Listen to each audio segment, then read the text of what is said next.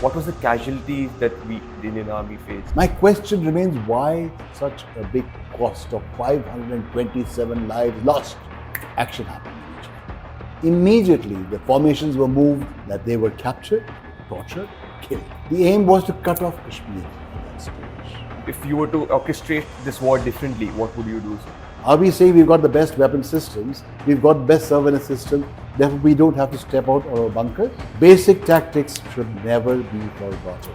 There was this issue between Air Force and the Army. Army wanting something, the Air Force saying till the time the ministry clears it, we can. Do you see that improving now with the integration of theaterization and bringing CDS, GMA into picture? Working on the theaterization and working on the fact that we need smaller combat groups, not at the cost of schemes like Agni-Veer.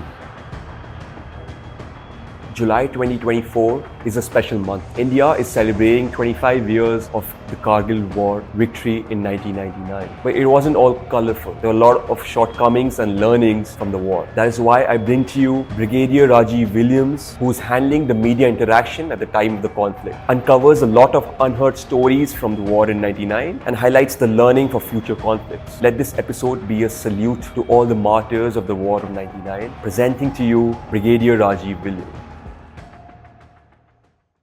Before we start today's conversation, I've got one request. If you ever enjoyed the videos or found any value out of it, please subscribe to it. It really helps us as a channel to improve our content and bring better guests. Thank you again and enjoy the rest of the video. Welcome, sir.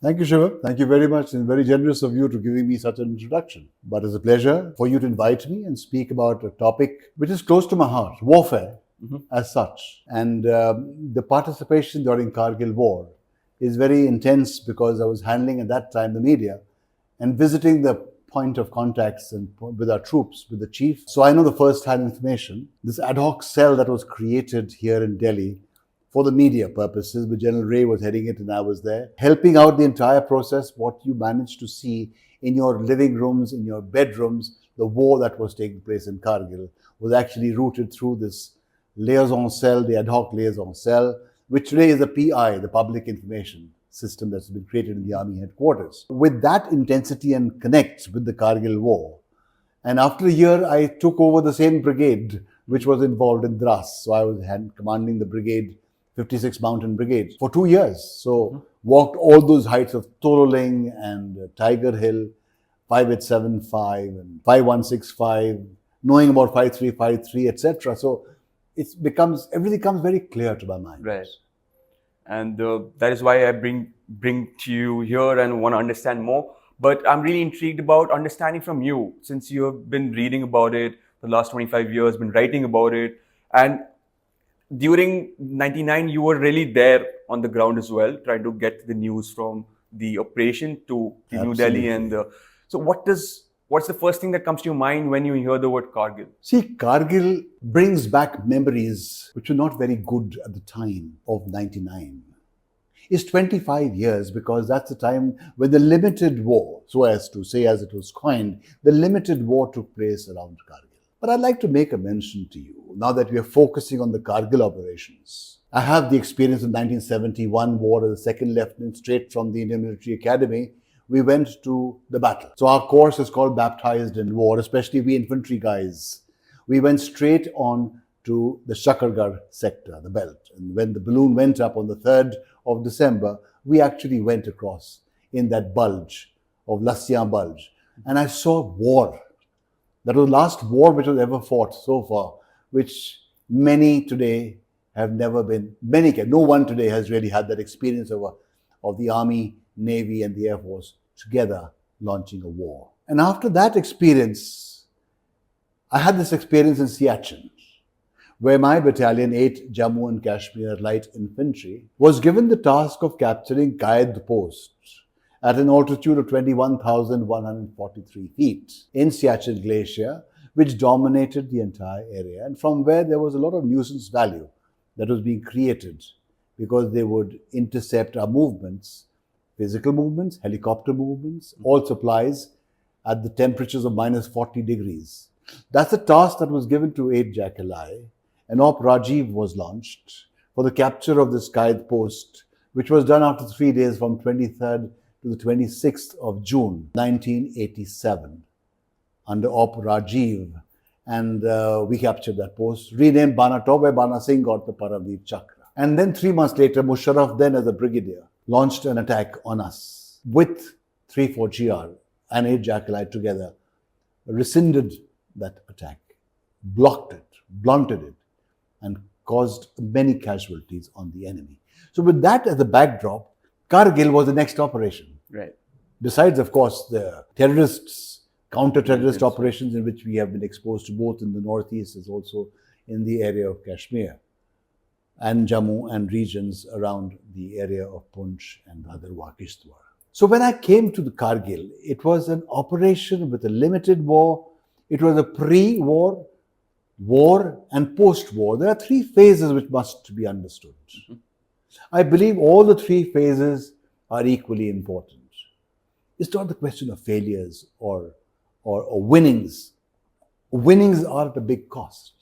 My question remains, why such a big cost of 527 lives lost? Was it the speed of operations? 50-day war, therefore there was a requirement? Or was it to do with our inadequacies of intelligence gathering? Was it to do something with our weapon systems? Was it to do with inadequate ammunition available to target those heights? So keeping that aside, Kargil itself throws up a number of questions, even today. Because I must give you a little background on the geography of Kargil. Kargil is Kargil, but there is Dras, the town, which is part of Kargil, where the real focus of operations took place. The names like Tiger Hill and Tololing, 4875, and Marpola and Mashko, etc., were all in Dras. Batalik area, also Jubar Hills and Mantudhalo, and the area of the eastern side towards Turtuk and the areas on the ridges around there were the operations that were really focused. But a lot of focus was in Dras Heights. Now, Kargil had 1 brigade looking after the entire area, strung across almost, say, 250 kilometers, maybe more. So with a brigade, what does it have? It has got 3 battalions, maybe an additional 4th battalion. So to deploy those battalions right across this means what? Gaps. Means that there are areas which cannot be occupied. There are areas which cannot be carried, surveillance can be carried out 24/7. But there are means of keeping those gaps, keeping those areas under surveillance. You send out patrols, you have aerial surveillance, you have got electronic surveillance, and today, of course, much more that has been given. That's the only way that you cover gaps. But the extent of that brigade, so pre-war, I'm saying, was huge. And I believe the commander there at that time, his name, a Sikh gentleman, Satinder Singh, I think that's his name. He, I believe, in the war games, did give information that there are some uncomfortable gaps which need more troops. So I'm keeping that aside. I'm not deep diving into tactical aspects of the brigade informing the division and the division informing the corps, etc. But when I flew there, I've walked those heights even 30 years earlier, or 25 years earlier, the young second lieutenant from Gurez. I was deployed in Niru and Gurez and Baruap, and that's the pass which comes on to Mashko and carries on to Dras. So one has walked those areas, and I can understand what were the compulsions of needing troops to block some of those areas. And if they were not given, I will not absolve myself by saying, if I was the commander, that because I told you, I could not detect. They are my troops. I have to have good relations with those villages around who can provide you that information. There are so many things which need to be done before a conflict. And in the conflict management, if we discuss that, conflict prevention is better than conflict resolution. True. Because if you can prevent a conflict, then why have a resolution? Why have a war? Why should a war be thrust upon you? So that process of pre-Kargil was definitely something which should have been able to understand in a bigger way from the top to the bottom. That, I think, was a very big mistake, extremely big mistake. We can talk big stories that we've got so much available to us as a backup, as a reserve, etc. But on the ground, you have to have those issues. You have to have those forces with you. You have to have that surveillance with you. You have got to build that intelligence picture. And we forget that basic tactics is most important rather than talking about the big talk. If that fire and movement, if you can observe even a small paper which should not be there, if it is seen, means somebody has come there. We did not pick up those telltale signs till we were hit on the 6th or 5th of May 1999, when Kargil's patrol was lost. And they were brutally murdered and bodies handed over later. So that is the time when actually the war started. And I must tell you one more thing, very interesting. I think it was the 6th or 7th of May 1999 when the Kargil ammunition dump was blown up. When it was blown up, people realized this is serious business. It is not those 2, 3, 5 guys. But the picture emerging at that stage also at the army headquarters and at the command headquarters and maybe the corps headquarters, etc., all the headquarters, was that only a few infiltrators have occupied these heights and they can easily be pushed back. Why I brought this ammunition dump being hit? The reason is that the late then Defense Minister, Mr. George Fernandez, was visiting Mao. I was a protocol officer. I was posted in Mao those days, initial days. And I had received him at the airport in Indore. And it's a long drive from Indore to Mao and back. And I asked him, just 3 of us sitting. His PS was there. I think he became the cabinet secretary. He's still the cabinet secretary, I think. And myself sitting at the back along with him. And I said, sir, ask a question. What is happening in Kargil? I thought he may take an offense, or anybody else would take it as an offense. But I did ask him. I said, what is happening? We just keep on discussing. We've been reading stories. So he says, actually, the army is not very clear. I am not clear, the defense minister. And I'm flying straight from here to Leh and on to Kargil. And that was around maybe 8th or 7th or 8th of May. We just wanted to go to Kargil. Since one has, as an officer, after commanding the battalion, after commanding a center, you're sitting in Mao, discussing various issues. But your heart is where the troops are. That pulls you. If it is a war, you feel like being present over there. Just being present, I don't know. That feeling was there. And shortly after that, this ad hoc media cell in the army headquarters was created and Rajiv Williams was given a call, you please come in also. So it was a great opportunity.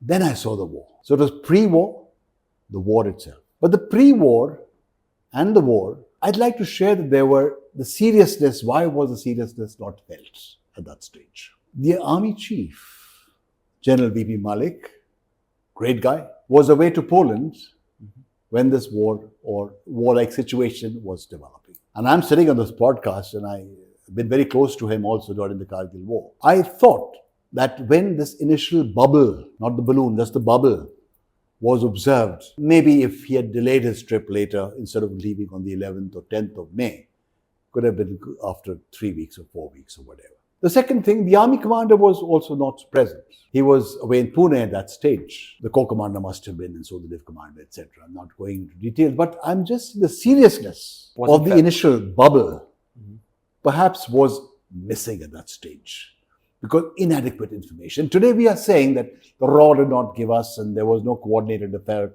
There was a question is information if it was available with the IB or with the RAW. They preferred to report it first to Delhi and then it came to the army. Well, that's a fact of life. If we had got the information, we could have plugged things much earlier. But I see the military intelligence has failed equally. You have got your own resources. You've got your own guys who go across and come back. You're paid. You've got your sources. I mean, why were we surprised? And if we were surprised, what actions did we take? In those first 10 days, one General Malik came back on the 18th of May. Action happened immediately. Immediately, the formations were moved. 8th Mountain Division was moved from Kashmir Valley to Dras. And there were other formations within Northern Command moved. Why did it take so long? What was the intelligence picture built in by that time? So we cannot absolve ourselves by saying that the military intelligence had failed and we did not get information from the strategic intelligence systems who are designed to look deep inside, to understand what is happening much beyond the line of control. That is the RAW and the IB along the area around the line of control. Allow me to interrupt you here. Yes. I want to understand between the 8th to the 18th, when General VP Malik returned, what was the casualties that the Indian Army faced? See, one was, of course, this patrol was missing. Once the patrol was missing, there were antennas which went up. Where has the patrol gone? And it was quite some days, by the time, 4 days something, when we got to know that they were captured, they were tortured, they were killed. And there was firing going on, there was shelling going on. Continuously. The road that links between Kashmir, that NH1, from Srinagar across Zojila to Dras to Kargil and onwards, was also being targeted. But let me tell you, Shivam, it is not only being targeted at this stage. A year earlier, I had gone on that road. From Srinagar, I was going to Leh, and I was stopped at Dras because the firing was going on the road till darkness, of course. Then our little convoy could go across. Now, this may have been a periodic affair earlier also, but accurate firing, the accurate blowing up of the ammunition dump in Kargil, meant what? Meant that somebody was sitting on those heights directing the artillery fire onto the targets. Why couldn't we detect that? We've missed out on that opportunity. And that's what was happening. A lot of firing was taking place. Build-up was probably taking place at that stage. And when 8th Mountain Division went and they realized the magnitude of the problem, the time was running out. You're already into end of May, early June. You've got only another 3 months for stocking before the roads close by about October or so. So the infiltrators had to be pushed back. And what we were informed at that stage was that the infiltrators were groups of a couple of guys occupying those heights, and they would be pushed back. They were terrorists. Well, apparently they were not terrorists. They were Pakistani military personnel. They were Pakistani military personnel who were well trained. And along with them, they did have the Northern Light Infantry troops. Okay. The Northern Light Infantry troops, though part of the FCNA, were regular troops. And this war then spread when our troops landed and started moving towards the heights like 4812, 12 Jackali. Ungrum was the first one who actually got the Mahavir Chakra also, 12 Jackali. They captured 4812. This was in the area of Batalik. Then in Dras, when we had this feature of Three Pimples, we had the feature of Tololing, that was around early June 1999, when Sher Shah, he managed to capture that. The second task that he was given was to capture 4875, where he lost his life. The Dil Mange More. That was the tagline that was given. And that's created a story. That's a huge motivation factor for the troops. When Tiger Hill was being attacked after the capture of Tololing, 18 Grenadiers was launched. There was huge fire that was going on. There were troops, the deployability. Deployability means that the people who can actually move along a ridge line is number of actually can move. Yeah. It could not be more than about 4 to 5. Then you go behind, you go in echelon. You need troops, you need more numbers. And the brunt is taken by the first few. Then you do outflanking moves and you go behind. The Nagas launched a raid on the mortar position. So there are many things that were taking place, and they were taking place right along all the ridges, not only on the road which was linking from Dras to Kargil, but areas beyond that. So if there were operations, these guys were there.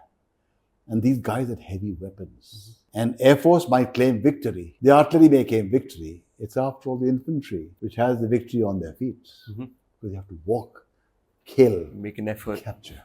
And especially a place like Dras, which is very difficult to navigate, and there's all upwards there. Since I was the brigade commander there, and having walked those heights, it's the altitude, one. You're talking about altitudes beyond 13 to 14 to 15 to 17,000 feet on different features. Second thing is the cold. It's just after the winters. The winter temperatures have gone down to minus 45, minus 50. The lowest temperature recorded in Dras was minus 60 on 9th of January, 95 or something. It's recorded there in Dras. So temperatures are low, difficult to do, as you mentioned, navigate, means that actually to find your directions. And thirdly, you are exposed. There's nothing to cover. You're exposed, there's nothing, there's no greenery there. It's barren patches of land, of rocks. Negotiating rocks is a very difficult task. And especially when you want to surprise the guy, to go from behind is near vertical. Rock key feature which you have to climb with all your force. So it was a very difficult task. And that's the piece of during the war. During the war, the Air Force also came. They lost their first 2 aircraft on the 26th of May when Op Sagar was launched. And that time, 2 aircrafts were downed by the SAM missiles, the surface-to-air missiles, from Pakistan side. First, Nichiketa went down, and he, of course, was spotted that he had jettisoned himself out of the aircraft. So once he came out of the aircraft, he was spotted by squadron leader Ahuja. Squadron leader Ahuja wanted to make another pass, just to check out where has he landed, just to check up if he can find this actual spot. He was also shot. He was also captured and killed, unfortunately. Nichiketa was captured and tortured, but his was repatriated.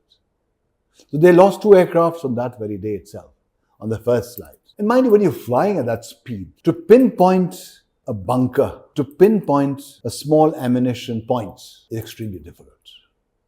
So they had to change the tactics by having laser-guided bombs. Laser-guided bombs are also bombs which are actually going on that particular laser, which is being pinned either from the ground or from the air. And they did get successes, but up to a point. Right. It's basically the infantrymen. It's basically guys like Vikram Batra, Manoj Pandey, and Yoginder Yadav and Sanjay, who were on the ground, toiling, reaching, and capturing. And that motivation led many other troops to come forward. And that pressure, I would think of pressure from the government or from the army to capture this at the earliest resulted in a number of casualties. We've got to understand in high altitude warfare, time should not be the driving factor. You have to go slowly. And I can give you examples how we captured another post just after Kargil, post-Kargil. When Op Parakram was on at 5070, that's almost 17,000 feet. When we took 5 days to capture a post of not even 800 yards from where we were positioned. Surprise becomes very important. And there are so many lessons that have been learned from this because we resulted in 527 casualties killed in action, besides about 1,300 who were injured. For a 50-day war, I mean, this was huge. Limited, localized, but it was necessary. Only question remains that, was speed of the operations necessary? Were we strong enough to say that we will give you that feature, you leave it to us? I really wonder. That's where I think there are some fault lines which need to be understood and lessons drawn from these kind of strengths that we have with us. Right. So before we get into the lesson, a lot of us are not aware about the root cause of the war. Everyone knows Kargil War, but they don't know the root cause. We also know General Musharraf directed this war. But what was the pre-war, like you spoke about pre-war, but what was the fundamental reason, according to you, that General Musharraf integrated this? Now that you've asked me this question, the reason, to my understanding and from what I've read, one was Musharraf became the chief of the army staff in 1998. He superseded 2 generals. It's important to understand that when General Musharraf was picked up, despite General Karamat, who was the previous chief of the army staff of Pakistani army, having said that he is not the best choice, but Nawaz Sharif had made him the chief. There was some reason to it. And if you read his book, of course he talks differently on the line of control, on Kargil War. But when he was picked up, why were not our intelligence agencies thinking about a conflict zone which may be developed in an area beyond Kashmir? Dras was not talked about. Yeah. It was Kashmir, it was the area of Surankot in south of Pir Panjal, the area of Jammu region, we are talking about the area of Poonch, maybe Kishtwar, a little bit of infiltration, but not much. But nobody spoke about Dras, nobody spoke about Ladakh as an infiltration route. True. Now, Parvez Musharraf had studied the operation op Topak. He was quite close, from what I heard, to late General Zia. General Zia-ul Haq, who died in 1988, I think it was. Yes. In 88, in that plane crash. He was the person who was wanting to take revenge of East Pakistan having gone away and become Bangladesh, with General Ayub and others. And his mission was to carry out something like what he did in 1965, where the infiltrators had come and started mingling with the civilians in Kashmir. The aim was to cut off Kashmir at that stage. Now, Op Tupac was something akin to this kind of an operation, which Musharraf must have studied very deeply. And the face-off that he got at Siachen, when he was the brigade commander and he was leading the attack after we captured, my battalion, captured Qaid Post, named after Qaid-e-Azam Jinnah. The importance of that post was very much. When Musharraf was probably brought in to launch and recapture Banatop, that is Qaid Post, or capture Bila Fondla, which is the pass between which leads from Pakistan side to our side. His task was to capture a post called Ashok and Yukat, which is adjacent to Bila Fondla, which is abutting Bila Fondla on the right side, on the east side, and on the west side was Banatop and Qaid Post and Sonam and others. So when he attacked for 3 days, 3 nights, and were beaten back, that face-off must have been there. He wanted to do something. So when he became the chief, he said, why not try and see if we can cut off Kargil? If we can cut off the entire belt, because that was the only road which linked the valley to the Ladakh region. So the best way would be to pump in as many troops as you can in this belt, which is overseeing this national highway, of blocking the national highway, of making sure that the supplies are stopped and the troops are starved so that you can occupy Ladakh region. That was perhaps his mission. And that was his motivation. And that is why he must have planned this operation. As per Nawaz Sharif, he says he did not know about this operation. Is it? It is unbelievable that a prime minister of a country did not know what the military component, which is one of the elements of power in any nation state, in a democratic state, that the prime minister was unaware. Was it only Musharraf and his corps commanders, and that too only 10 corps commander, and the FCNA commander aware of this operation that was being planned? Personally, I don't believe it. In the case of Pakistan, you may believe that because of the gap between the military I'm saying, and the politics. These ideas our intelligence agencies should have thought through. True. Why has Musharraf been made the chief of the army staff? He has superseded 2 guys. He was the gunner guy, though he became, of course, a para-commando, or he was a commando. Musharraf I'm talking about, he was the gunner. You had these infantry guys, 10 corps commander, others, who were bypassed and Musharraf was made. So bells should have rung at that stage. Right. And also, linking up with 98, was that shelling has started on this road, which I've just spoken about, a year before the operation. And if there's accurate shelling, means it is observed shelling. Nobody bothered. From Indian side, nobody bothered either the army bothered about it, or not as much as they should have. So that was the motivating force for Musharraf to demonstrate something. Right. And if you see in the visits of our Prime Minister, late Atal Bihari Vajpayee ji, along with this party which had gone across to Lahore, and Lahore Declaration was signed, Musharraf was missing from that.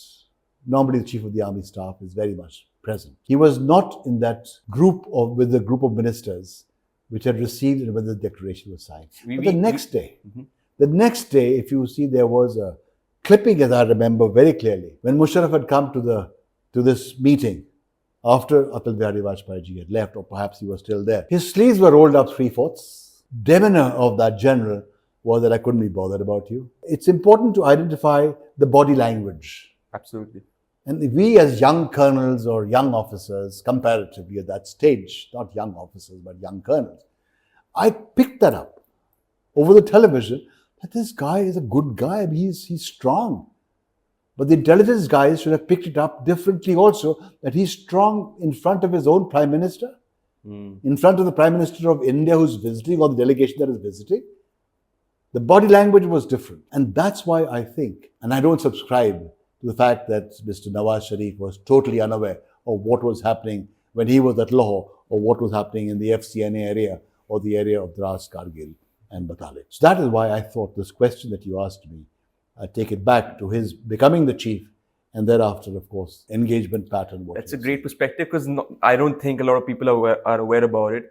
So coming back to during the war, if you were to pinch out a few milestones during the war, the 50-day war, will you be able to help us map these milestones since you were the one reporting directly to New Delhi? The milestones started, as I mentioned to you, about that patrol. Which was on and the, the movements. 8th of May, if I'm not wrong. Earlier. It was earlier. It was, I think, 3rd or 5th of May. And they were detected that they had been killed around maybe 10th or 11th. But there was tension, this firing I told you across Kargil ammunition dump, that was on the 8th or 9th of May or 7th of May. Those are all indicators. The milestones should have started off at that stage. And that's the time when people were still unaware. It's a small number. There were no joint conferences being held in the army headquarters. The chief officiating was asking the air chief to please give us some helicopters to launch the operations with Mi-35s, which have got the pods, which have got the weapon systems to target the bunkers.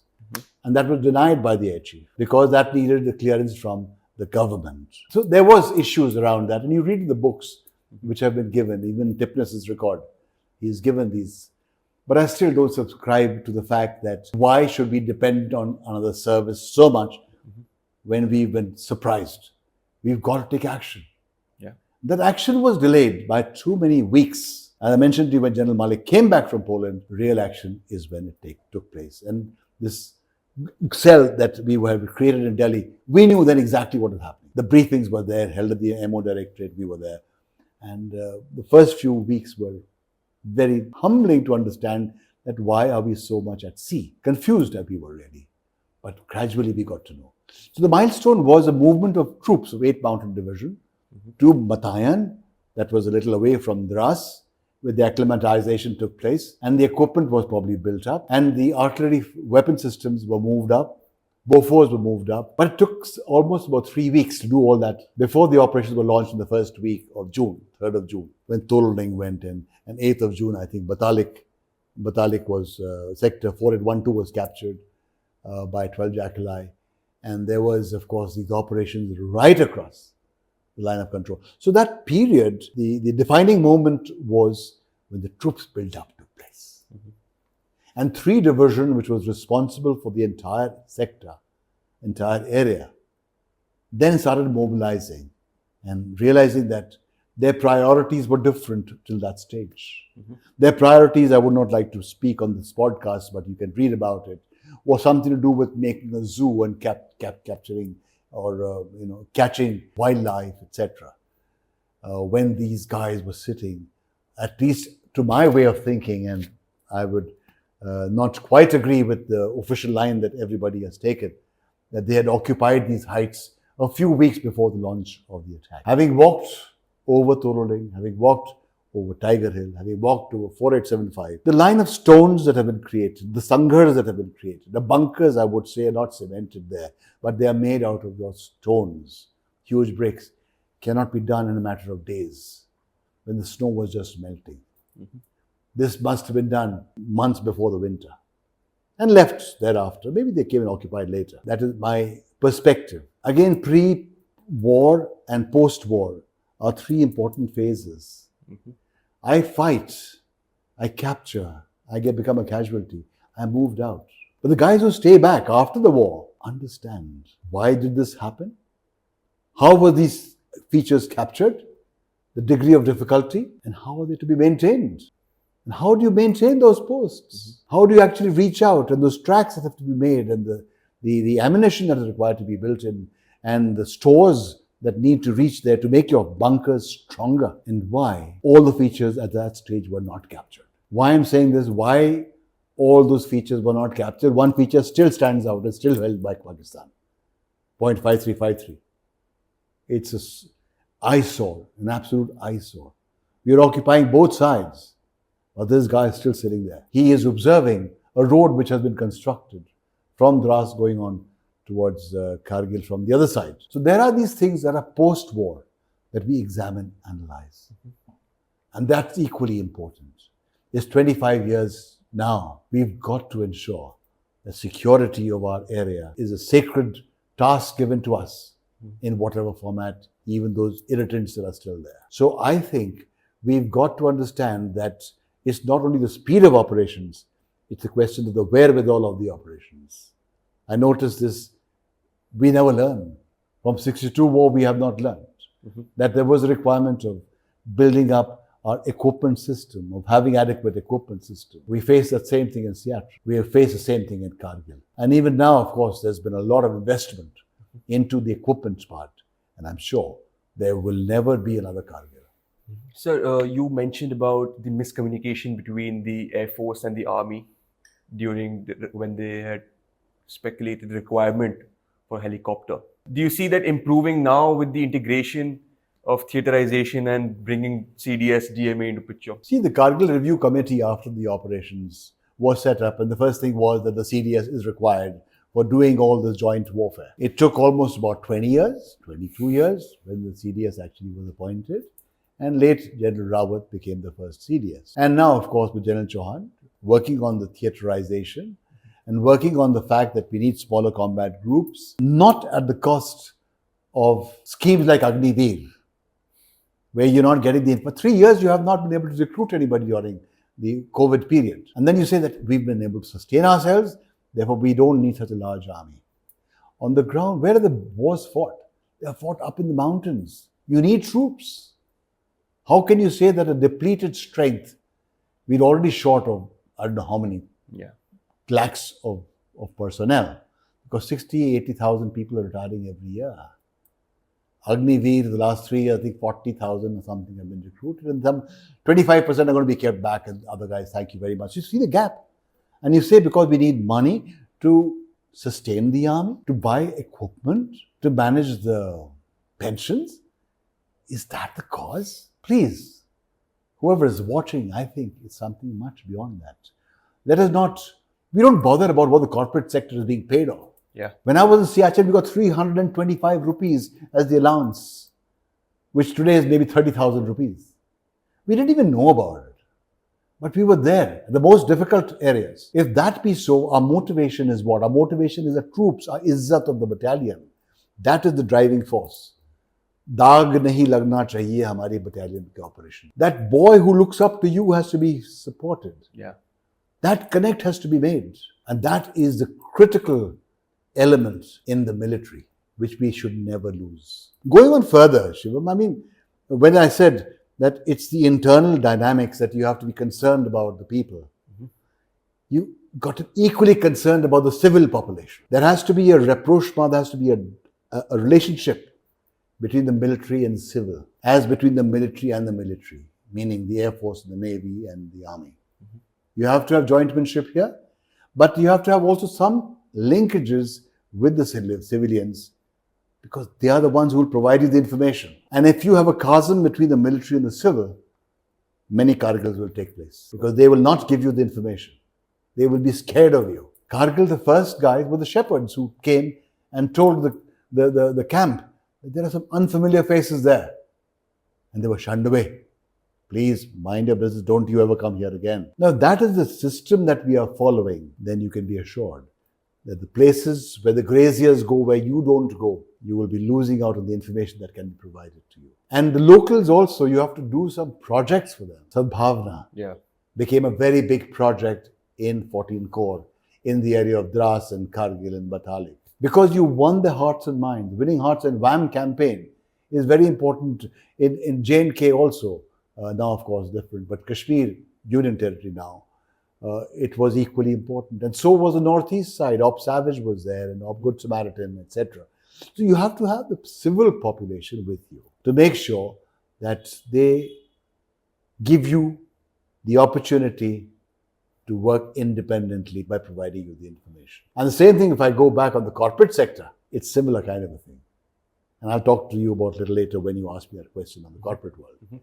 But here, I'll pause that the synergy between the three services, jointmanship, and this was starkly visible in the initial stages of the war, when there was this issue between Air Force and the Army. Army wanting something, the Air Force saying till the time the ministry clears it, We cannot. Finally, when General Malik came, things really, and General Malik also, one of the stories, General Malik got upset with Air Chief Marshal Tiflis on this issue of why we make this a big issue about it. And then they jointly took an action in which, of course, the Air Force launched Ops of Sagar on 26th of May.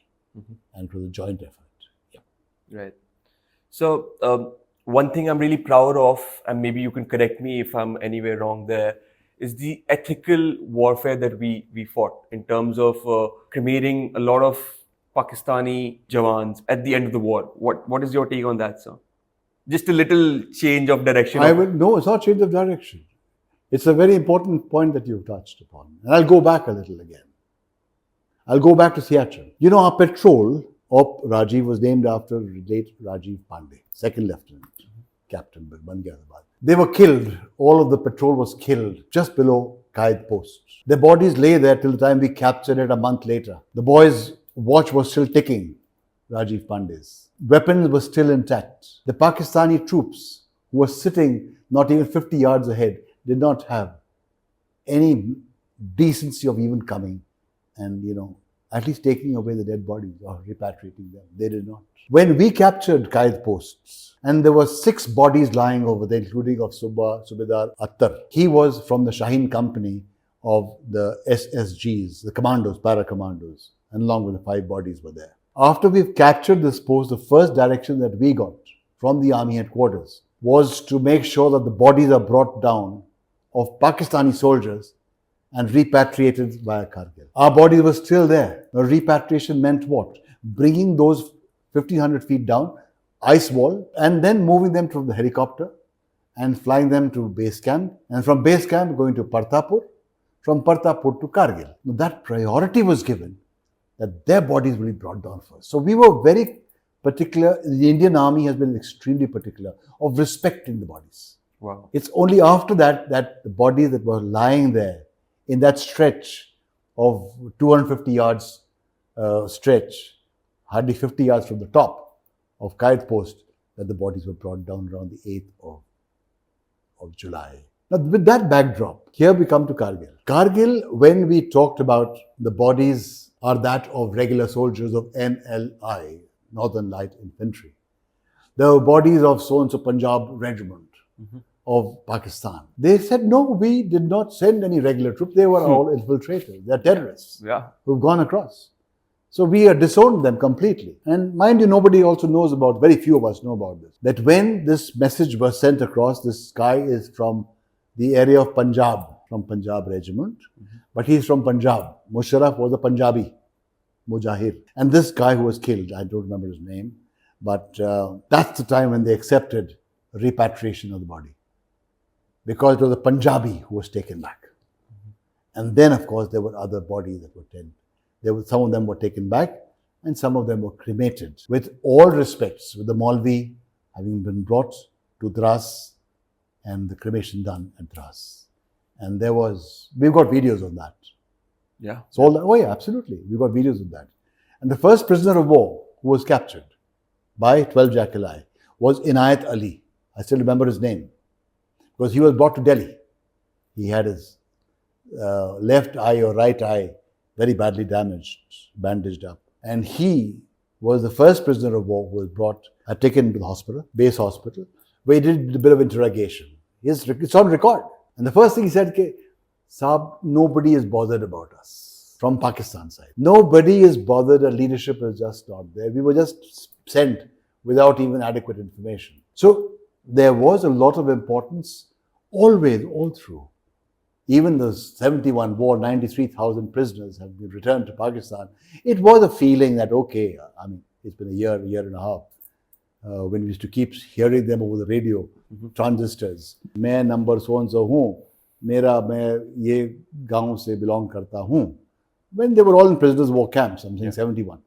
And then humanitarian grounds or political grounds or strategic grounds, they were all... They had IDs as well on them.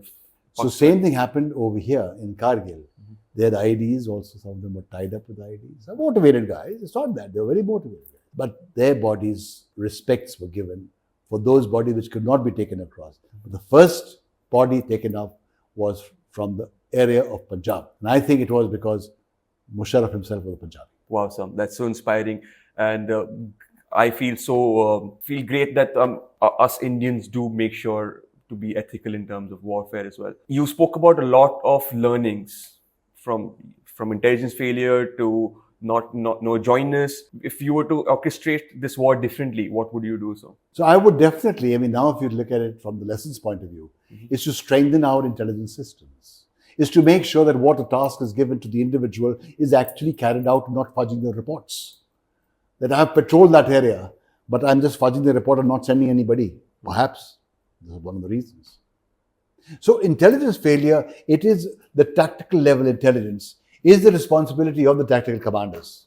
And we cannot say we do not get information from across, because at the strategic level, at the level of the raw, etc., there was inadequate information available. I think that inadequate information availability will remain always. But we cannot absolve ourselves as protectors of our troops who are going into combat. Our troops who are deployed in Marpola, Bashko, the area of Kargil, Batalik, etc. Because they are there, we are responsible for them. If I can't patrol, I must ask for air sorties. Whether it's bad, yes, indeed. But some telltale signs will be picked up. If I have good relationship with Dras, people of Dras, let's take in this incident case, or people of Mashko, or people of Kargil. And if I say that, how is everything? They'll say, okay, somebody will tell you. Somebody came who I don't know.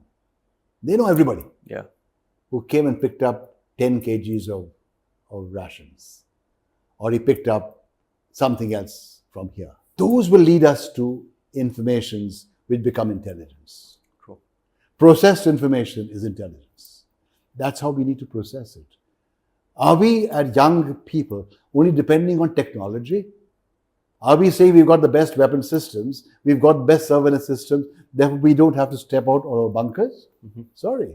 Basic tactics should never be forgotten. Human intelligence is the most important. And I can say this with reasonable assurance and accuracy. The fact is that we, ground forces, have to have our own systems in place and strengthened. Wow. And that's the relationship between, I'm saying, the locals and the army. And from that lesson that I've drawn here, I left the army many years ago. And when I left prematurely, and I said, let's move out. And immediately I went to the corporate sector. And I started with Jindal Stainless Limited, which asked me to start off CSR, the corporate social responsibility piece. And I felt how important that is, keeping the learnings of the army social responsibility piece. If we as the army, Sadbhavna, etc., are nothing but part of the sub-change that is required in the mindset of people, of linking up with community. A social dimension to the army is equally important as what today we are talking about in the civil circle of the corporate social responsibility. It become mandate now. And if you like, I can spend a couple of minutes on that. Also, you've been working on a book as well, which talks about the civil-military relationship and the ASR and CSR, difference between ASR and CSR. I would love to hear more on it. Well, that's a story from my background of the army. As I just talked about, the army social responsibility, the ASR piece, and moving on to CSR, because CSR in the last 20 years has really come up. Actually, last 15 years, when it has become the buzzword, from the back into the boardroom, it's come to the boardroom now. Why have the corporates realized it? Because you have to have some projects for the locals who are disturbed because of your operations, of your business operations. So you've got to look beyond business. And they are the ones who will give you license to operate. Otherwise, dharna or a sit out outside your gate will mean millions of dollars gone for one day of lockout for your plant or your factory. Now your factories are going to the remote areas. The army is into the remote areas. If your factories are going to the remote areas and not connecting with the community, then you'll have lockouts. Then you'll have disturbances, human rights violations. It impacts your business. That is the relationship, the symbiotic relationship that I've tried to build up in what I'm writing on the book called the ASR in the context of CSR. And now CSR has become a mandated requirement, even for the army. 1 year ago only, I think it was around the end of June, when it's become mandatory from the Government of India and the Ministry of Defence, the Integrated Defence Forces. They have listed out the activities which a military Jawan or an officer, when he comes on leave, is required to do, and document what activities you have done. That when you go back with the pictures, with the report, say that during my leave of 2 months, I spent about 20 days or 2 months in a school, I've done this, or in the IT sector, I've done this, or in the construction field, or in the health sector. So those projects have been listed out. That becomes a mandatory requirement even for the army to do social service when on leave, which I think is not a very fair one. Sounds very unfair. Sir. I mean, that's my personal view, but that's it. And I'm quite outspoken about these issues because I realize it has to come from the heart. True. When you speak the language of the heart, people understand.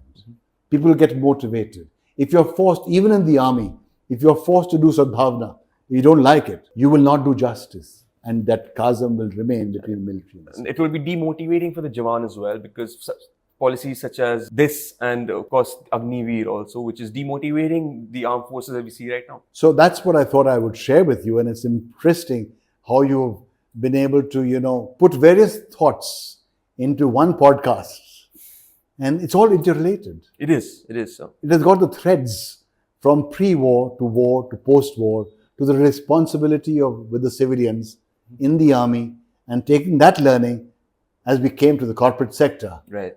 You understand that it's equally important that you have got to respect the people who are impacted because of your operations. Wow. You've got to respect that they have sustainability issues. You're using their water, you occupied the land. You're not giving them the adequate skill sets to be employed in your company. That's your responsibility. And if you do all that, then there is inclusive growth of a particular area. There's inclusivity in our country, and the growth and development will grow much faster and much bigger. That's the reason why CSR has become a mandatory issue with all corporations to spend 2% of their profits over the last 3 years into societal issues, into projects. And not only spend, I would say invest, because that is an investment which the corporate is doing with the civilians, with the projects, so that you can report that. And you've got your investors, you've got your markets in Europe, you've got your markets in the Western world or in Southeast Asia, all looking, excuse me, what are you doing as far as human rights are concerned? So that's the symbiotic relationship between ASR, the Army Social Responsibility, in the context of corporate social responsibility. What I understand from this is, sir, that the military shouldn't shy away from investing into a relationship with the civil of the any for example LOC or wherever. We shouldn't shy away from giving our resources and having like a symbiotic relationship with the villages, locals, for that matter. The locals. Absolutely right. Lovely, sir. This is a great point as well. I want to lighten our conversation. We see a lot of movies nowadays which was related to Kargil. Sher Shah is one of them that you mentioned as well. As someone who saw Kargil so closely, were to produce a movie on Kargil, what is one instant that you would make sure to showcase people being a changer for the war and as well as the importance of it? Sher Shah is coming up now, but LOC came at that stage. That film, LOC, which was I think JP Datta. And when I was again handling the media after my trip in Dras and Northern Command, the chief wanted me to again handle the media here. And that's the time when JP Datta was also wanting to do a film. And he did the film on LOC, and there was another film, a couple of films that were done by Farhan Akhtar and others who visited us in Dras, who actually did a lot of storytelling and sharing and did a lot of shooting there and made this film. Now, what I found is, in some movies, there are too many things packaged into a 3-hour movie. So you lose context completely. You lose context, unlike the bridge of the River Kwai or the varieties of that order of Second World War. Those movies, why can't we produce it in India? Probably that Hindustan Ki Qasam after 62 war was a good reflection. And today, with all the technology and all the matter available with you, right, you can produce huge stories. But let there be a story. There is a lot of stuff which is going back and forth, of love story being, included in this. The mass may be liking it, but that's not what is expected, or if you are coming up with a movie on Kargil. True. There are issues of the families. There are issues of the families who perhaps did not even know where the troops are. In my case, I remember My wife did not know when I had gone to Siachen Glacier from Staff College. And she said, we didn't know for 2 months. So you can imagine what is happening in their hearts. Yeah. And NDTV came up with a very nice program soon after the war is the families, just the families, their reactions to those who have been killed. But if you make a love story and you make all those kind of props to raise the bar of your, I suppose it may sell, it may not sell. But if I were to make a story, I would focus on one area. I would not go from Dras to Batalek to Jubar Hills or the area beyond. I would focus on 2 battles. And complete story can be nurtured out of that. That would make a single story. And if I shared something with you yesterday. There's an English movie coming up, The Collaborator. Yeah. Collaborator, yeah. Being done by Mulberry Film from the US. And it's on Kashmir. It's on Kashmir, though not shot in Kashmir. It's shot in Georgia. And they contacted me and advised them some thoughts. Spoke to Rudy, who was the chief, who was the main actor from London. And Travis Hodgkins is the director. So, and there was this lady, Rashana, who was the producer. And they're coming up with a story. Hopefully by the end of the year, it'll be released, or maybe earlier. They focused on one position. That's how Kargil's story must come. If Sher Shah have not seen it yet, but if it's focusing on the life, it's like a biopic on Vikram Batra, it may do well. We may have biopics or we may have a unit. Right. And to conclude, I would like to also mention about awards. Awards, if I get an opportunity, or if somebody gets an opportunity and he delivers, he gets an award. But there are many people around him who are equally worthy of that award. Everybody can't get it. So it's a unit which gets that award. It's a motivation of that battalion, of that group, of that company which gets that award. We should never forget that. Really well said, sir. Thank you. Wow, so this has been a beautiful conversation on Kargil. But to end our conversation, I make sure to ask my guests 2 very personal questions, if you allow me, sir. Sure, please go ahead. This podcast is called Diary of a Publisher. So I must ask you, if there was one book that you wish you would have read earlier in life, which book would that be? Could be in any sphere of life, military, geopolitics, whatever. You asked me a question which I would not shun away from responding to you. I keep reading that book many times. And that book, one is of 1948 war, 47-48 by L.P. Sen, then Brigadier L.P. Sen. Beautiful way that he has described a certain area, a certain incident. It rings in my mind, what is loyalty? And that's very clearly articulated in the example of a Jack Riff battalion, which was told that, there is some ripples in your battalion. And the CO said, no, there'll be no problems at all. And that very night, Muslims, companies rebelled, killed a number of non-Muslims and went across to Pakistan. That remains in my mind. I think it was Jack Riff Battalion 4 Jack Riff or something. And that book it's a very thin book. It's got a lot of relevance. The other books that I think are to do with a different story of making the land that you are occupying look and continue to look beautiful. The streams that go in Gurez and Kanzalwan, the flowers that you see around, and the entire meadow is covered with flowers, and the green grass where you find the bakarwals and cattle growing. You must communicate with them. You must respect what they are doing by providing them even your own resources if possible. And they are the ones, in the long run, they will help you. So these kind of books really encourage you. They are family oriented, and being a family man, I love reading this.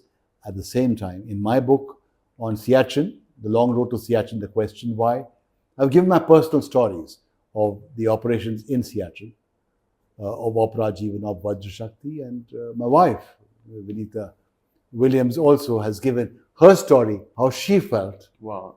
And when she saw me in my long beard, long hair, skin peeled off, did not recognize. It hits you as an individual. That is what a soldier is. He goes through the vagaries, but when he comes back with a smile, despite the challenges that the family faces. That's been captured in my book, The Long Road to Siachen, The Question Why. Wow, sir. To end this conversation, sir, because you worked in both military as well as the corporate, the civil corporate, what is one piece of advice you would give to your younger self? My transition from the military to the corporate sector was a transition which people asked me from shoot to kill. That's the motto in the army. To heal and survive, the motto of the corporate world or the civil society. How did you make this transition? My suggestion to everybody is be what you are. Do not be a facade or just show a facade when you are in the army. Kidhar hai, kaun hai? Do things yourself. That when you come out, the transition phase is just a stepping stone. I had no problems, and the respect that I got with Jindal, 17 years I stayed with that corporation and left just last year, is that everybody from the bottom, the guy who served you tea, to Mr. Jindal or Mrs. Jindal right at the top, had the same respect. Even now, I still command the same respect in the corporate world, not only in my company, but with many other corporates who are still reaching out to me for projects as consultant, as advisor, and I'm helping them out developing and strategizing on CSR. But the army was a story which I learned, and I transitioned into a civil corporate sector and implemented it. Yeah. Thank you. Wow, sir. This has been an incredible conversation with you. So we spoke about Kargil, CSR, life lessons. I really appreciate you for this beautiful Thank conversation, you very much. sir. Thank you so much. I'm sure the audience took a lot of Thank you, insights. Shivam. It's a joy to be here. Likewise. And thank you for having me over to share some thoughts. Thank you so Take much. care. If you enjoyed the episode or got some value out of it, make sure to like, share, and subscribe. Until then, keep reimagining yourself and know that the power of change lies within you.